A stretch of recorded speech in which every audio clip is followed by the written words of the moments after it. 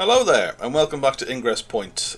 Today I'm going to talk about everyone's favourite Mandalorian era bounty hunter droid, IG-11. I desperately try not to offend IG-88 fans there, but this is a character who is released in the US and about to come out in the UK, where I'm based. And he's a character I've seen a lot of thoughts about online, and a lot of people kind of poo-pooing him. So this is my case for why I think IG-11 is actually quite an exciting character and something you will see on the tabletop in certain situations. So what I'm going to do is I'm going to run through his stat cards and his stance quite quickly, and then I'm going to talk a bit about where I think he might fit in, and what I think is good and what I think is bad. So, jumping in, he is a 5 cost, which is a negative because it makes him harder to fit in things. But I think that 5 cost makes sense because at first glance he has primary stats almost, in that he has got 9 stamina, 3 durability.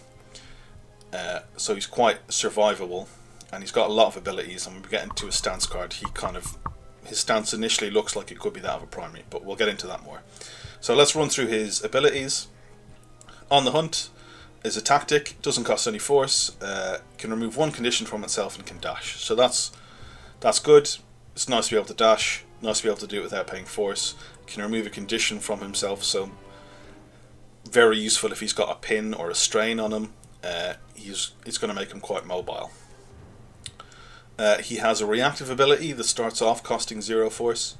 It's called Multi-Thread Targeting Protocol, which is basically after he does an action, he can attack a different character within range of line of sight using a 5 dice attack. So this is really good. It's very similar to something we see on General Solo. And what makes it good is it allows him to interact with 2 different characters on a single action. So even though he's a single character support, he can, potentially shove 2 different characters, which is something a single character support would not normally be able to do. It's quite similar. We've seen Del Meeko been spoiled, and he can do 2 attack actions, so he can also do 2 attacks, albeit in a slightly different way. So clearly it's something they've decided maybe single character supports need to kind of make them a bit more competitive. But anyway, it's exciting to see. So then we're going to look at, he's got 2 innate abilities. Are you refusing my request? So if he's targeting an enemy character with an attack that is contesting an active objective you do not control, may add 3 dice to the attack roll. If the defender is not wounded, lose a momentum. So obviously some good and bad, so we need to think about a couple of things about it. So it's contesting an active objective you do not control. No, it does not say that the enemy controls, so if something is active and neutral, say at the start of a struggle, you will be able to use this ability. Adding 3 dice to the attack roll is definitely good.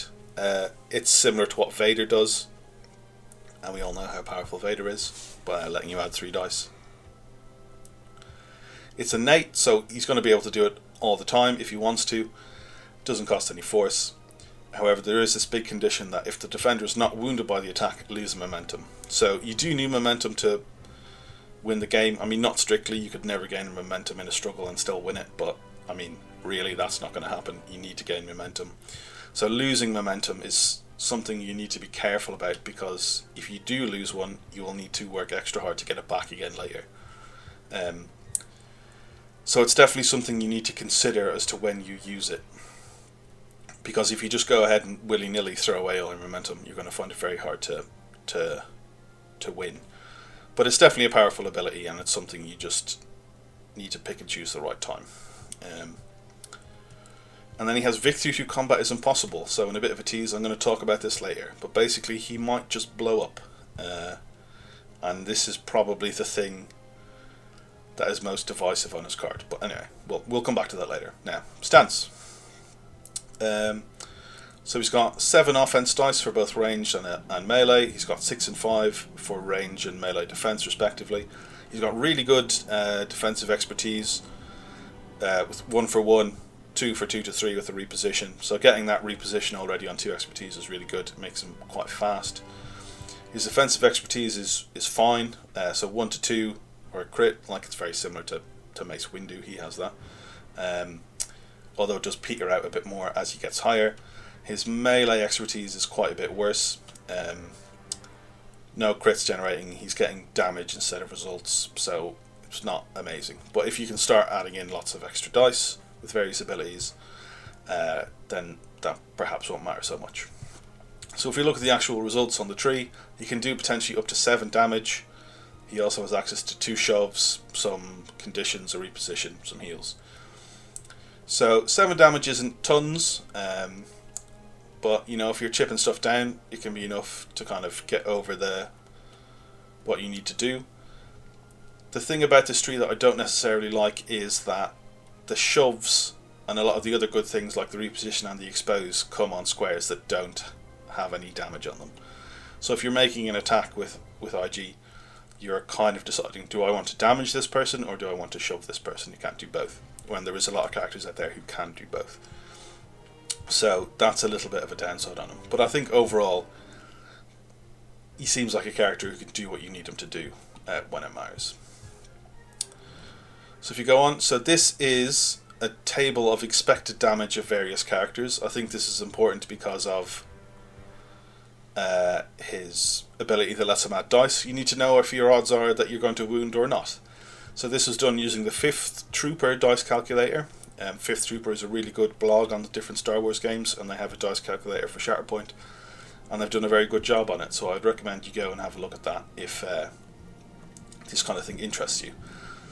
So I've put in the 501st here because that's what all these attacks are against. So these are just kind of, I don't know, a bog standard basic unit, and this is what these various characters can expect to do damage wise against that basic unit. So IG-11 is the first 2. So IG-11, the first row is just this basic 7 dice attack, and then this 10 dice attack is if he's using his add 3 dice ability, and he can do 4 or 5 damage respectively with those on average. So it's not quite as good as a primary, even though his stats look that kind of primary-ish way. His tree does not allow you to spike damage in the way that others do. So for example, if you look at a more kind of offensive-oriented primary like Grievous or Anakin, they're doing quite a bit more damage. Padme, who's not really an offensive primary on the surface at least, you wouldn't expect her to be doing tons, only does 5, which is still better than IG, but she can very easily get a focus, and she has Sharpshooter too, so she's spiking up to more damage on average there. Plo Koon, again more of a non-offense focused primary, is still doing more damage than IG. So even though at first glance you might think, oh, this guy, he looks like a primary character almost, he's not really in terms of damage. Although he does get to attack twice, so you know, these numbers are kind of a little bit lower than you might think. Although and another point, he cannot focus a single character down with his multiple attacks. If we compare him to other supports, he's doing more damage than Bounty Hunter as an Echo and Tech on a single attack, but when you factor in the fact that there's 2 of them in each unit, he is doing a bit worse. And if you compare him to Del Meeko, who we've already mentioned, as a support with 2 attacks, he is very similar in terms of the damage output he can do at least. So those are some interesting numbers to know about if you're trying to wound something. That's kind of what you can expect to do. So you need to weigh that up when you're making those decisions about whether you might lose a momentum or not. But yeah, I thought it was worth looking at. So if we move on and kind of take him as a whole, I think there is a lot of good things about him. So he can do, I mean, he's very fast. He can do a lot of moving around. He can shove multiple things. He is a scoundrel, which I think is quite cool. So if you can add him in with Hondo and start getting even more dice if you so desire. And there's also Bounty Hunter synergies, a lot more of those appearing in the game. So yeah, I think there's a lot to like about him. But then obviously we're ignoring the elephant in the room. Okay, so looking at victory through combat is impossible. So basically what this says, if IG-11 is wounded, your opponent gains momentum, and there is people close by to IG-11, he might just blow up. So thematically this is him destroying himself rather than allowing capture. We're going to go through it kind of slowly because there's a lot to parse from the ability. It's not quite as simple as my explanation made it sound. So it's each time an opposing player gains a momentum token. So that will happen immediately after IG-11 is wounded. because they will gain one for wounding him. So he might just take a single wound and immediately blow up. Although there has to be more enemy characters than other allied characters within 3. So range 3 is quite a big distance, so it's quite a big bubble that you're checking in. It's other allied characters, so IG-11 himself doesn't count. And it has to be more. So if, say for example, a single character runs up to IG-11, who is standing next to the Mandalorian, and wounds him, he won't blow up, because there's a 1-for-1 tie in terms of how many allies and enemies are next to him. So, you know, that kind of limits when this might trigger. And it also means potentially IG-11 is better against ranged squads than he is melee squads, because they're going to be further away. So you're rolling a dice per injured / wounded token that this unit has. So how often is it actually going to trigger?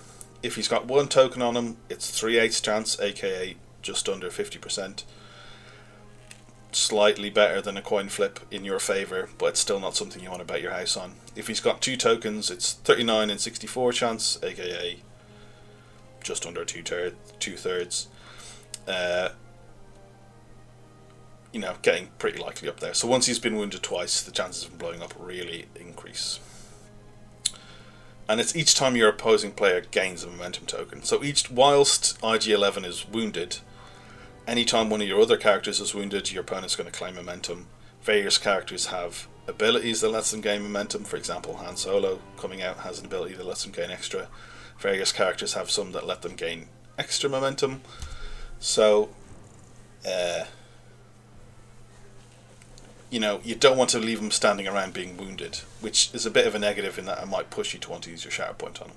You know, those are all the conditions basically in which he might blow up. And if he does blow up, it's probably a bad thing. Although, the question is, can we exploit this in a positive way? And I think the way to do that is to win struggles on your opponent's turn. So to explain what I mean by that, so here's just an example of a struggle tracker. Say for example, you are player 1, your opponent is player 2. If it is player 2's turn and the struggle tracker looks like this, if you can get even a single momentum on your turn, a momentum will hit the struggle cube and you will win that struggle because they will be overlapping. So if you have a way to get a wound on your opponent's turn, you can win a struggle on your opponent's turn. So for example, this has been possible with stuff like Maul or Vader, who have their revenge attacks on stuff that kills them. They could potentially end up winning something on your opponent's turn. But IG-11 also has this ability. But he has this ability where potentially he can get multiple wounds. So he can push momentum kind of even further and win a struggle on your opponent's turn in a way that kind of feels like it's come out of nowhere. So to discuss how we can do this is just a screenshot from Tabletop Simulator. It's a really big boom. So this is Sabotage Showdown. The 6 objectives arranged around the center one, and this is showing that if IG-11 is standing directly on the center objective, he can dash and then his range 3 bubble will reach really far out onto the board. Basically, if someone is contesting this back right objective and they are at the extremes of range 2 towards their board edge, you won't be able to reach them, but otherwise you'll be able to blow them up. And range 3 is a really big bubble. You're kind of reaching, like, you can kind of catch 2 objectives with this. And if you're whittling stuff down slowly, you can kind of win out with a blue by, potentially winning 2 or 3 things. There's a few characters I think synergize with this ability. One is Cad Bane. He's a bounty hunter, so works well with IG, and he has No One Gets Between Me and My Job, where he can put 2 damage onto units. So you can bring a lot of stuff down to very low health for that 5 damage to be able to wound them from the explosion. Mother Talzin, I think, works okay with this because she has Wrath of the Great Mother, so when IG-11 is wounded, he can run off and blow up somewhere else, and Mother Talzin can come along and try and wound the character that wounded him. And General Solo, I think, works particularly well with this because he has outnumbered, not outgunned, so he can make multiple attacks and kind of spread damage around through your opponent's squad. But he also has Let's keep a little optimism here. So when an allied unit is wounded by an enemy effect, if your opponent has more momentum than you, you can gain a momentum for a force. So you're kind of gaining even more momentum on your opponent's turn, making that swing towards you getting a victory even more likely. So I think this is potentially quite strong. One, because if your opponent does see it coming, you're going to be caught in this kind of big game of chicken about when it's going to be good and when it's going to be bad, and if they can afford to attack IG-11 at all. And if your opponent doesn't see it coming, haha, surprise, I guess. So that's what I think is potentially the most powerful about IG-11. So yeah, I think he's good. There's obviously, it's not all positives, you know. It can go very wrong. If he blows up in the wrong place, he can kill your team as well, and give your opponent momentum. You know, like if you, I don't know, trigger a strain somehow at the wrong time, and it's going to be very bad. But I also think there's going to be maps where he's better. For example, this new one coming out, Never Tell Me the Odds. On Struggle 3, things look to be really quite spread out. So maybe he won't be quite as good there because he won't be catching many people. But if anything ever pushes character towards a multiple central point, he's going to get pretty good. So yeah, I think he's exciting. I mean, we'll see how it all shakes out once people get him on the board. But, you know, I certainly don't think you just write him off, basically. And I'm excited to play him myself, not least because I really love the Mandalorian era and all the TV shows. If you've got any other uses for IG-11, let me know. If you think I'm absolutely crazy, let me know. Give me a like and subscribe if you like the videos. Let me know if there's anything you want me to talk about. And see you.